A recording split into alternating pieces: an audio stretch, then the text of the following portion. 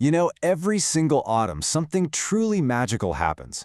Millions of these beautiful orange and black wings take flight, starting one of the most unbelievable migrations you'll find anywhere on Earth. But this tiny little traveler, which is such a symbol of strength, is actually in some serious trouble. And get this little insect weighs less than a paperclip, but it flies up to 3,000 miles. That is just an incredible feat of endurance that seems impossible for something so fragile. It's a real marvel of nature, and it's happening, right over our heads. So here's what we're going to dive into. First, we'll look at what makes the monarchs so incredibly special. Then, we'll get into the pretty stark numbers behind their decline. We'll uncover the threats they're up against, and finally, we'll talk about how all of us, can help build a safe haven for them.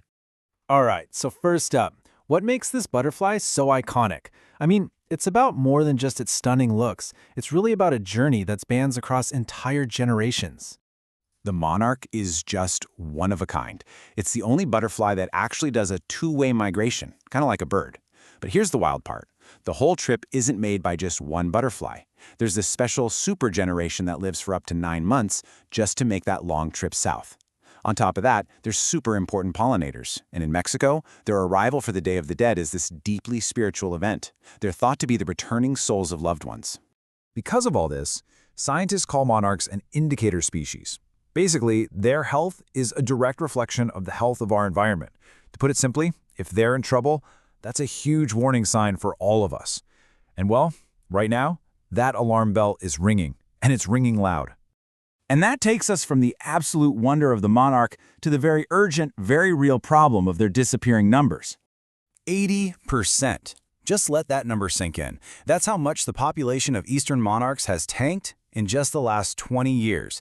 And to be really clear, this isn't just a little dip. It's a catastrophic collapse.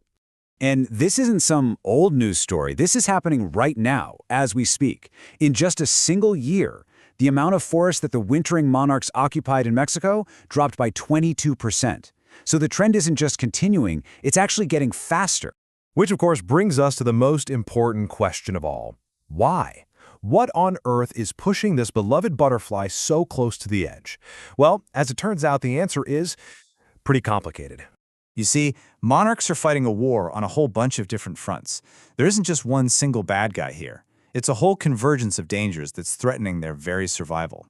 We can really break these threats down into 4 big categories. You've got devastating habitat loss. That's both their breeding grounds and their wintering spots. You have the massive impact of pesticides, you have the chaos caused by climate change, and then there's this tiny, microscopic enemy, a really nasty parasite. Let's just zoom in on pesticides for a second. There's this chemical glyphosate. It's the main ingredient in a lot of common weed killers. Now, it doesn't kill the monarchs themselves. What it does is kill milkweed. And since milkweed is the only thing monarch caterpillars eat, well, wiping it out is like bulldozing every single nursery in a city. We're talking an estimated 165 million acres of this vital habitat gone. Now, at the other end of that long journey, you have this place, the Monarch Butterfly Biosphere Reserve in Mexico. This is supposed to be their safe haven, where millions of them cluster together to get through the winter. But even here, they're not safe. Illegal logging and deforestation are chipping away at this crucial sanctuary, one tree at a time. And the experts are screaming from the rooftops about this. O.R. Taylor from Monarch Watch puts it really bluntly. He says, this loss of habitat threatens the very existence of their magnificent migration. I mean, that's a warning we just can't afford to ignore. And then there's that microscopic threat I mentioned. It's a parasite, often just called OE. For a monarch that's infected, trying to make that migration is, well, it's like a person trying to run the entire Boston Marathon with a terrible case of the flu. This awful parasite makes an already dangerous journey almost impossible. And finally, you've got climate change.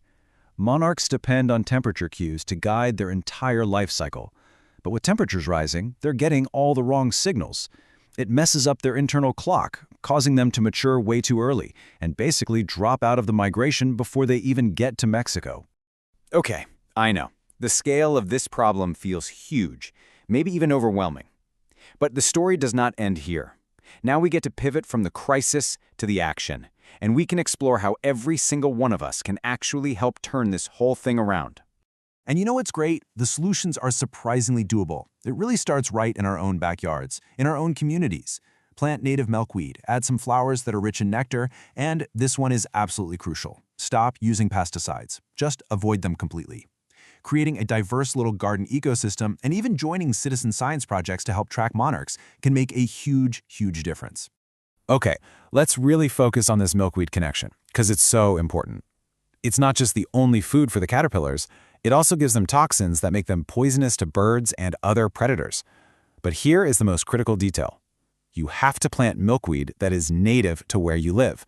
Non-native tropical milkweed can actually do more harm than good because it can mess up their migration cycle, which helps spread that awful OE parasite. So native is key. I want you to think about it like this. Every single patch of native milkweed, every garden that's full of flowers for them to feed on, it becomes a vital pit stop, like a little fueling station on their epic 3,000-mile flight. Your garden isn't just a garden anymore. It becomes a critical piece of a continent-wide recovery network. So I'll leave you with this thought.